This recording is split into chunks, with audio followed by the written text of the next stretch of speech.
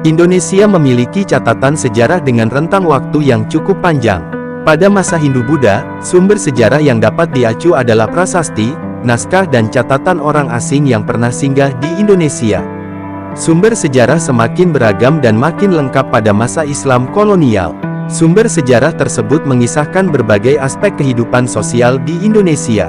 Salah satu yang juga turut dituliskan dalam sumber sejarah tersebut adalah terjadinya wabah penyakit yang melanda sebuah daerah di Indonesia. Sebuah naskah lontar yang ditulis dalam aksara Bali dengan bahasa Jawa kuno dari tahun 1462 Saka atau tahun 1540 Masehi menjadi sumber tertua di Indonesia yang mengisahkan tentang terjadinya wabah penyakit. Naskah tersebut adalah naskah Calon Arang. Kisah Calon Arang diperkirakan muncul saat pemerintahan Raja Airlangga pada tahun 1006 sampai tahun 1042 Masehi di Jawa Timur. Naskah Calon Arang mengisahkan tentang seorang janda bernama Calon Arang yang memiliki andil besar dalam penyebaran wabah penyakit. Hingga kini naskah tersebut masih tersimpan baik di Perpustakaan Nasional. Isuk loro sore mati, sore loro isuk mati. Artinya adalah pagi sakit sore meninggal, sore sakit pagi meninggal. Begitu kira-kira gambaran saat Calon Arang menebar teluh berupa penyakit kepada rakyat Kahuripan di abad 11. Cerita itu ditulis 300 tahun kemudian di era Majapahit dalam serat Calon Arang.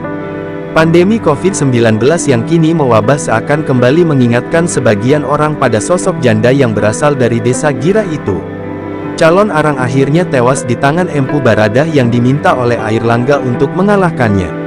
Calon Arang juga dikenal dengan nama Janda Gira karena tinggal di desa Gira atau Gurah di Kediri, Jawa Timur.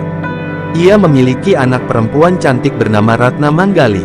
Akibat perilaku kejam sang ibu yang menguasai ilmu hitam membuat Ratna Manggali sulit mendapat jodoh. Tidak ada pemuda yang berani mendekatinya. Di desa Sukorejo, Kecamatan Gurah, Kabupaten Kediri, Jawa Timur terdapat situs masa lalu yang dikenal dengan sebutan situs Calon Arang. Penyebutan situs dengan nama Calon Arang bukan tanpa sebab. Nama Girah tempat si janda tinggal dalam serat Calon Arang dinilai identik dengan Gurah. Gurah merupakan salah satu dari 26 kecamatan di Kabupaten Kediri yang kehidupan sebagian besar masyarakatnya agraris. Di tempat ini beberapa tahun lalu Balai Pelestarian Cagar Budaya Jawa Timur bersama Balai Arkeologi Yogyakarta dan pemerintah Kabupaten Kediri melakukan ekskavasi. Situs Calon Arang terdiri atas beberapa artefak berbahan batu andesit seperti umpak, ambang pintu, lumpang dan arca.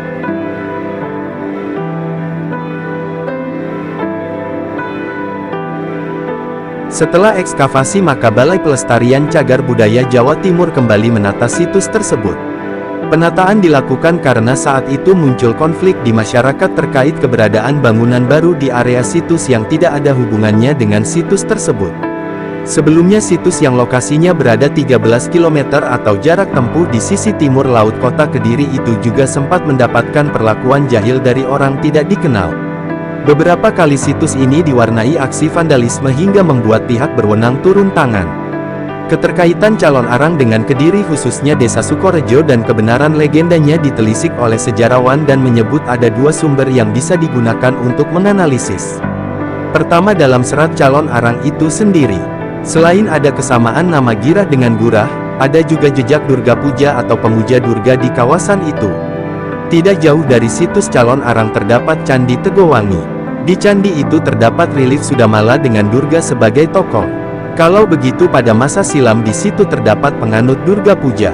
Boleh jadi daerah di mana situs Calon Arang dulunya merupakan komunitas yang memuja Durga. Mungkin salah satu pemimpinnya adalah janda yang dikisahkan mempunyai anak cantik itu menurut sejarawan. Di sisi lain kawasan itu juga terdapat situs Buddhisme yang lokasinya tidak jauh dari Arca Totok Rot atau Dwarapala. Hal ini erat kaitannya dengan Empu Baradah yang digambarkan sebagai penganut Buddha Mahayana.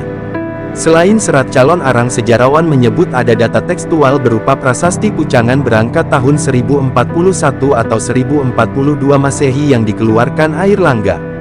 Prasasti itu memuat balada Airlangga dan salah satunya menyinggung penguasa perempuan yang mempunyai kekuatan seperti raksasa. Perempuan itu berasal dari seberang selatan atau kemungkinan Sungai Brantas. Mengacu pada prasasti itu bahwa perempuan sakti yang dimaksud bisa mengacu pada Calon Arang.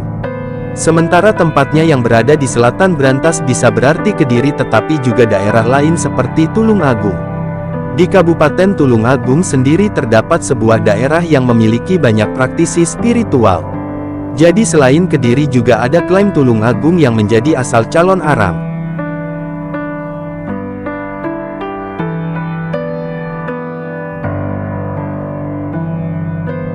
Terlepas dari perdebatan yang melingkupinya bahwa legenda calon arang itu menunjukkan wabah penyakit sudah ada sejak zaman dahulu.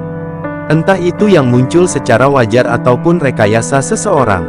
Di masyarakat Jawa sendiri, ritual terkait upaya menolak bala atau wabah penyakit telah lama dilakukan. Di Kediri yang wilayahnya masuk kultur Mataraman sudah mengenal ritual tersebut, salah satunya barikan. Pada akhir tahun 1980 di salah satu desa di Kediri Utara masih kerap ditemui ritual barikan. Berikut penggalan kisah dalam naskah Calon Arang. Dikisahkan hidup seorang janda bernama Calon Arang yang tinggal di desa Girah. Ia tinggal bersama anak perempuannya yang cantik bernama Ratna Manggali. Calon Arang merupakan seorang yang terkenal sakti dan bengis sehingga tidak ada satupun pemuda di desa yang berani untuk melamar putrinya ketika dewasa. Calon Arang yang sakit hati karena tidak ada pemuda yang berani melamar anaknya kemudian melampiaskan kemarahannya dengan cara melakukan ritual kepada Batari Durga untuk menurunkan wabah penyakit. Terkabulnya permohonan Calon Arang menyebabkan banyak warga meninggal. Hampir seluruh penduduk negeri terserang penyakit, sakit 1 hingga 2 malam, sakit berupa kondisi tubuh panas dingin. Banyak orang yang meninggal dan dikubur secara bergantian. Esok pagi mengubur seorang rekan, sore hari si pengubur meninggal dan kemudian dikuburkan. Mayat-mayat bertumpukan dan bertindihan di kuburan sehingga tidak ada ruang sela di kuburan. Ada mayat yang tergeletak di jalan, ladang dan ada juga yang membusuk di rumahnya. Banyak anjing memakan mayat, burung gagak ikut berterbangan untuk mencari bangkai di setiap sudut desa. Rumah-rumah di desa menjadi kosong, banyak penduduk yang memilih pergi dan mengungsikan diri ke tempat lain karena wabah ini.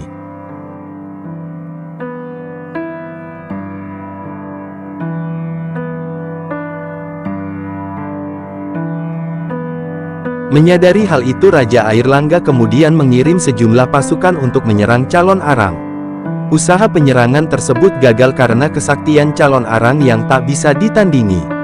Raja Airlangga kemudian meminta pertolongan kepada seorang pertapa bernama Empu Baradah yang tinggal di Lemah Tulis.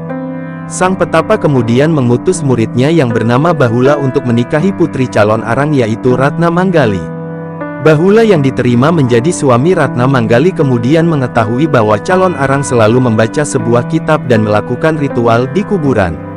Bahula kemudian mengambil dan menyerahkan kitab yang dibaca oleh Calon Arang kepada Empu Baradah.